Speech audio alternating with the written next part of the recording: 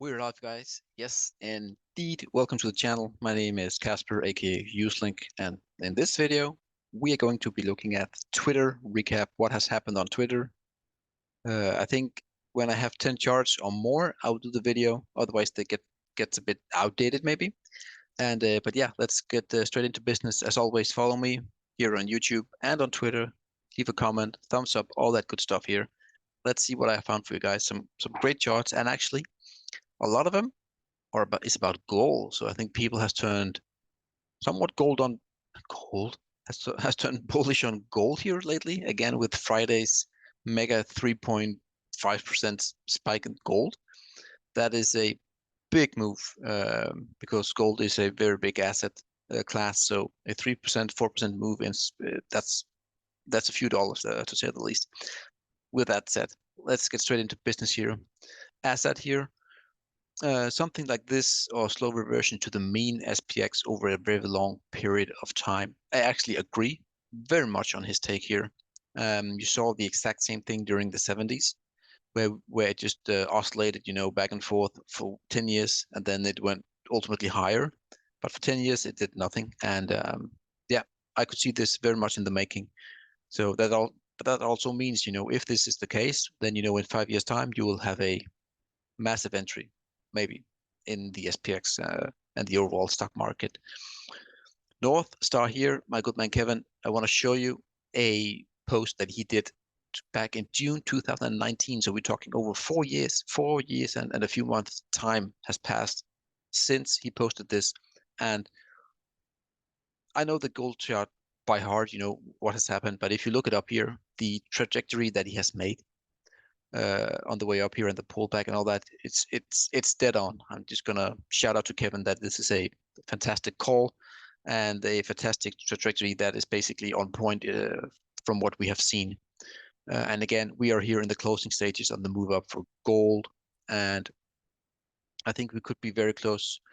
Maybe not this year, but then Q1, maybe late this year, we are likely to breach the all-time high. But we're definitely within 2, 3, 4 months that we will make all-time highs for gold. It really, I think it's setting up to that. But again, just big credits to Kevin here. Fantastic call all the way around. You got to give credit when it is due. That is amazing. Jake here, IVM, crucial support here for the Russell 2000 ETF. Going back, what is this, 2.5, 3 years? Losing support. The green support channel here is lost for now, and then the view for the Russell 2000 is definitely bearish here from now on until proven otherwise, until we can get back above. Doesn't look too good for the Russell. Jason here, different post that I usually post here, but I had to have it in here. Managed money is back to the largely net short position in gold. The only other times that a bet like this has happened for gold, you can see gold rally 30, 32, and 27%. And we might be in for the same thing once again here. Again, calling for that. If this is the case, then you will have the fourth touch at the all-time high at 2070, and you will break through, in my honest opinion. Fourth time should be the charm here for gold. So hopefully this is the case. Maybe that's why people are so bullish. I don't know. Trendspider here, that is Disney. Half a century worth of trend at risk here at a critical spot for Disney to hold. Very clean log scale parallel channel, and you can see we have the fourth touch here. It is a green candle here. I haven't checked it today or from Friday, but still, if we were to get a bounce here, then fine. But if it if it breaks down to the downside, then you are in for a bigger correction. Just going to show you how long you can stay in uptrend, and yeah, let's see what happens. Just want to show you that technicals does really matter, and I think people underestimate technicals. Tab here again. This is an intriguing chart. The silver to treasuries ratio just broke out from a multi-decade resistance. Going back, this is half a century basically. Hard assets are now becoming more appealing to the traditional investment strategies that have had minimal to zero exposure to commodities for the past 40 years. The shift in capital allocation in is a central driver behind the notable change in asset correlations and market leadership that we are currently witnessing here. And to say it in short, long-term falling trend on here, resistance, resistance, resistance, and now we're peaking above. That is possibly a major trend change in the making. And if we start to curl higher here, again, that is a big indication that silver in the over actually a longer period of time should outperform treasuries. And I think it could do that for the rest of this decade actually. Again, fantastic ratio chart by Tavi. For a shot here, silver. Again, if this trajectory holds, I think yes, if we get above that 25, 26, 26 is actually the big one for me. Then we have a spiky moment for silver. As you know, silver does nothing for like 96% of the time. And then in the last 4%, boom, it does the entire move. Just like here, you can see the spikiness. You can see the spikiness over here. Once we took out the resistance coming above, same here, resistance above, then boom. So once we take out the resistance here, it should go very, very sharply to the upside.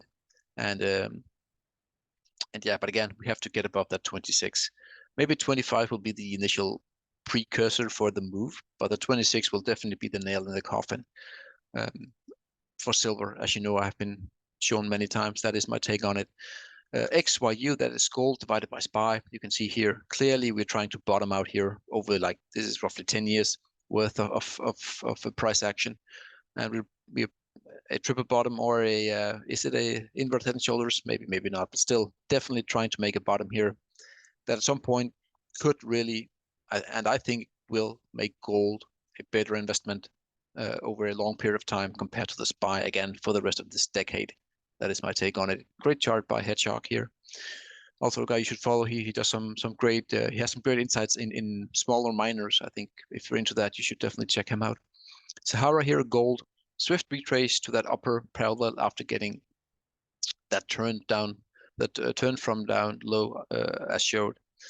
Hope here for is a push through and then a bigger retest of that one here. And then you have the right shoulder, as he's trying to point out, you have the left, the head, and the right shoulder. And then again, getting above the highs here at roughly 100 and let's call it 81, 80, 82. Then gold is released, and we should see all-time highs later on, or at least a big test of that all-time high. But I think the fourth time will definitely be the charm for gold. Same thing again, GLD weekly reversal candlestick. We were looking at these candlestick last week. I don't remember in exactly what video, but very large red candle here, doji. Most likely you can see the doji here, and then a major green candle that is just swallowing the entire red candle. That is a massive trend reversal, and this is the weekly, by the way. So this is not the 1 hourly, the 4 hour. This is the weekly, which is a long-term time frame. And yeah, you can see the trend line coming down here, the resistances. And if we get above that, again here, the 181, 82, then this one is off to the races. Looks fantastic. Great chart by Theta Warrior. Burak here, showing his skills with the trend lines, coming up to a triple resistance, the blue at a peak above here, but then straight into the orange and the red one here, and or the red and the orange, and we're getting a retrace or pullback here. Again, I think when and if we can get above, that will be one of the bigger breakouts by looking at his charts here, and I think we have a lot of air here to go up all the way to the lower side of the green, if I'm not mistaken here by this chart. But yeah, you can see technicals again, it works. People that says otherwise has no clue what they're talking about, in my view. Sorry for sounding a bit harsh there, but that is the case. That is my belief. Rashad here again, junior miners, silver has not broken out yet from this 6-month long falling wedge here. And if they do, he could see a 75% advance to the upside here. And therefore his target is $15 for the silver miners, the SILJ, excuse me, guys. But again, we need to see the confirmation of the breakout. And yeah, so we're still a long way to go. But if and when silver moves, this one should follow quite nicely. Last but not least, again, here's Sahara. This is GDX, the miners update. And you can see here again, we have this falling wedge similar to what we just saw before on the silver, and very close to breaking out above the 29.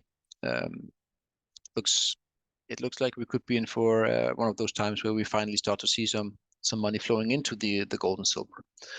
But obviously, again, if I think within the 3 months' time we will see all-time high for gold, then obviously the silver miners should follow. Excuse me, the gold miners should follow, and then silver as well, of course. But again, we have to see the confirmation and get there. But that is my take on gold right now, and silver for that matter. These were the amazing charts that I had. I urge you to follow these guys. They have different technical analysis styles, and they cover different sectors. Most of them is, of course, commodities. But yeah, I follow these guys because they give me some different views on things, and yeah, I always like to do that. Anyways, guys, I hope you enjoyed it. As always, leave a comment below if you like this or not. And as always, have a great day, guys, and we will see you in the next one. Cheers.